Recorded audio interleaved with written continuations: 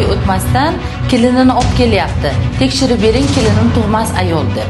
Erkaklar tomonidan bepushtlik va ayollar tomonidan ham bepushtlik bo'lishi mumkin. Bachadon ichi to'liq bo'lmagan to'sig'i, bachadon ichi to'liq to'siqlari, bir shoxli bachadon.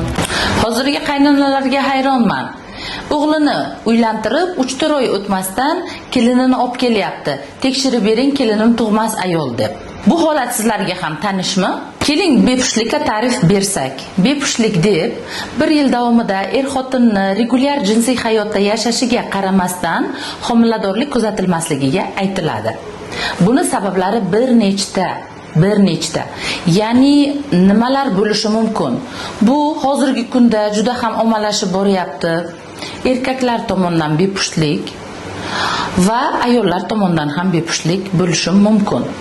Ayollar tomonidan bepushtlik bo'lishiga sababchi bo'lishi mumkin bo'lgan faktorlar: bachadon tug'ma nuqsonlari, ya'ni bachadon ichi to'liq bo'lmagan to'sig'i, bachadon ichi to'liq to'siqlari, bir shoxli bachadon va hokazolar.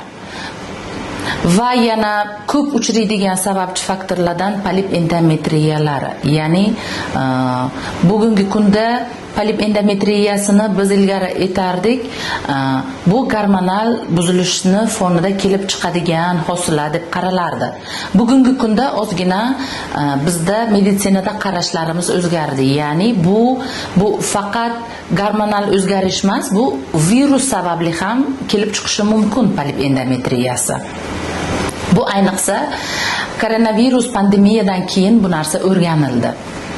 Va yana katta sababchi faktorlardan va tuxumdon turli xil kistalari, ya'ni endometrioidning kistalari bo'lishi mumkin, dermoidning kistalari bo'lishi mumkin, mutsinozning kistalari bo'lishi mumkin, psevdomutsinozning kistalari bo'lishi mumkin, paraavarialning kista bo'lishi mumkin. Yana katta sababchi faktorlardan biri bachadon miomalari. Bachadon miomalari bachadonda joylashuviga qarab turib sababchi hisoblanadi.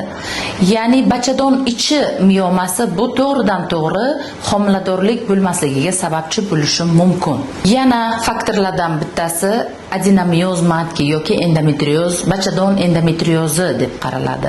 Bachadon endometriozi bugungi kunda juda ham ko'payib ketdi. Buni ham hozirgi kunda sabablari aniqlanmoqda.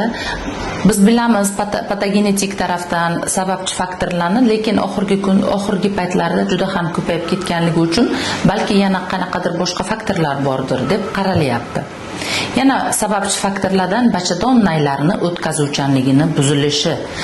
Ya'ni bunda bemorda qanaqadir infeksiya o'tkazgan bo'lsa, bachadon naylarini yopilib qolishiga sababchi bo'lishi mumkin.